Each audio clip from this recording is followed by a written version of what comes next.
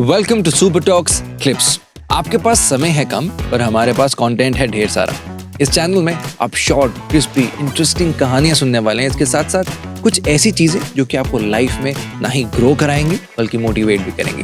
Don't forget to subscribe for more such videos. Enjoy the show. परम पूज्य गुरुदेव भगवान से आपने दीक्षा बिल्कुल। प्राप्त की है। दीक्षा के क्या रूल्स होते हैं? अगर कोई लाइफ में दीक्षा गुरुदेव से लेना चाहता है तो दीक्षा कैसे ली जाती है? दीक्षा के नियम क्या होते हैं? इसके बारे में थोड़ी रोशनी डालिए। अगर आप महाराज श्री के शरणागत होना चाहते हो तो सबसे पहले आपको क्या करना है, जो गुरु जी ने बताया हुआ है कि आपको ये नियम जो है उसका पालन करना है। जैसे आप डेली बेसिस पे कम से कम मतलब 11 माला तो करनी है, उससे ज़्यादा करो वो और अच्छी बात है। तो आप 11 माला राधा वल्लभ श्री हरिवंश, राधा वल्लभ श्री हरिवंश इसकी आपको जपनी है। और बीच बीच में ना जैसे हम काउंटर रख लेते हैं तो उस पे आप राधा नाम जितना मर्जी करो, लेकिन ये जो फिक्स है ना ये आपको करना चाहिए। आपका जितना मर्जी हेक्टिक स्केड्यूल हो, आप अपना टाइम निकाल लोगे, टाइम मैनेज करोगे, आप 11 माला राधा वल्लभ श्री हरिवंश की करोगे। अब हमारे इसमें जो आचार्य हैं श्री हित हरिवंश महाप्रभु, उनके द्वारा रचित श्री हित 84 जी है। उनका यूट्यूब पे भी है, वहां से आप सुन भी सकते हो। थोड़ा आपको आइडिया लग जाएगा कि आपको पढ़नी कैसे है, क्योंकि एक लय आपको पता चल जाएगी।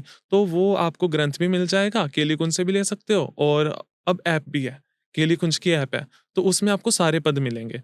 तो आपको उन पदों का पाठ करना होता है। उसमें टोटल 84 पद हैं। तो महाराज श्री कहते हैं कि अब जैसे गृहस्थ हैं, थोड़ा शेड्यूल ऐसे मैनेज नहीं हो पाता, तो आप डेली बेसिस पे 12 पद कर लो।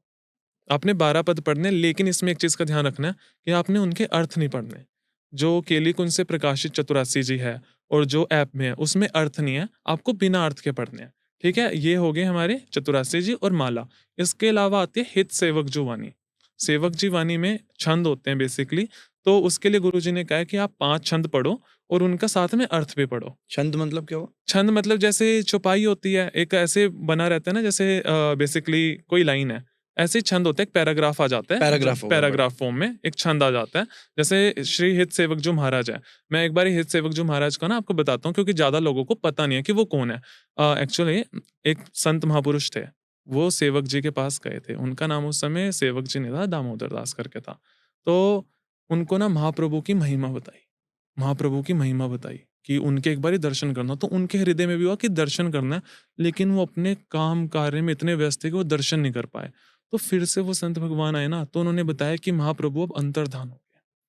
तो सेवक जी को बड़ा अंदर से इतना विरह, इतनी पीड़ा हुई कि मैं ऐसे महापुरुष के दर्शन नहीं कर पाया।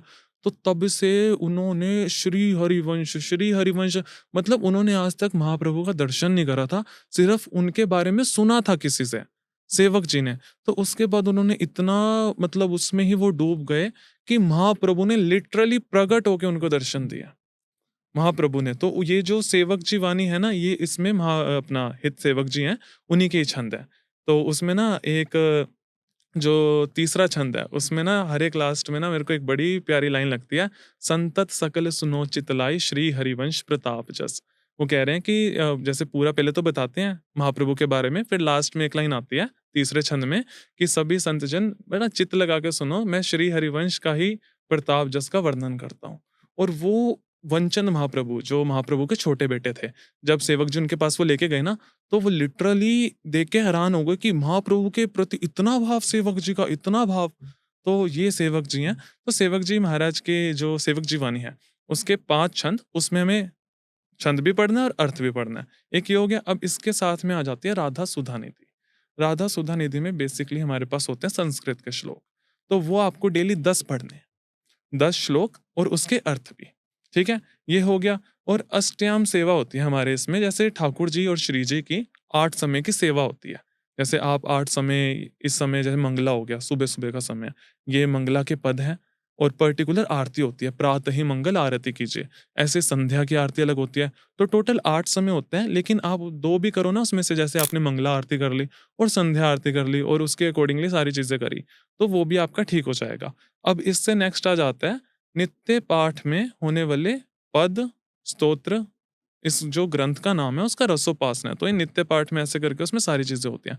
तो उसमें आपका आ जाता है ईष्ट स्तुति, ईष्ट वंदना, गुरु वंदना, आचार्य वंदना, और कुछ हमारे पद आ जाते हैं जैसे हमारे माई श्यामा जू को राज, ये भी उसी में है। और किशोरी तेरे चरणन की रज पाऊं, भक्त नामावली, ये काफ़ी उसके अंदर सारी चीज़ें हैं। अगर आप कंप्लीट कर रहे हो, जैसे रसोपासना उस ग्रंथ का नाम है वाणी जी का, अगर आप उसे कंप्लीट कर रहे हो तो आपको हार्डली 40 टू 50 मिनट्स लगेंगे। लेकिन अभी आपका शेड्यूल नहीं बन पा रहा, तो आप दिन के कम से कम 2-3 ही आराधना कर लो। जैसे आपने भक्तनामावली कर ली और ईष्ट स्तुति कर ली, तो ये आप 2-3 चीज़ें स्टार्टिंग में करो। अगर आप ये चीज़ें अभी करोगे ना, तो आपको अभ्यास हो जाएगा बेसिकली। तो दीक्षा के बाद में जो आपको नियम मिलेंगे, वो आप ईज़िली कर लोगे। लेकिन अगर आप ये नियम नहीं फ़ॉलो कर रहे ना, तो मैं सीरियसली कह रहा हूँ, आप एकदम से दीक्षा के बाद में सारी चीज़ें नहीं कर पाओगे। तो हमें क्या करना है, हमें धीरे-धीरे करके स्टार्ट करना है।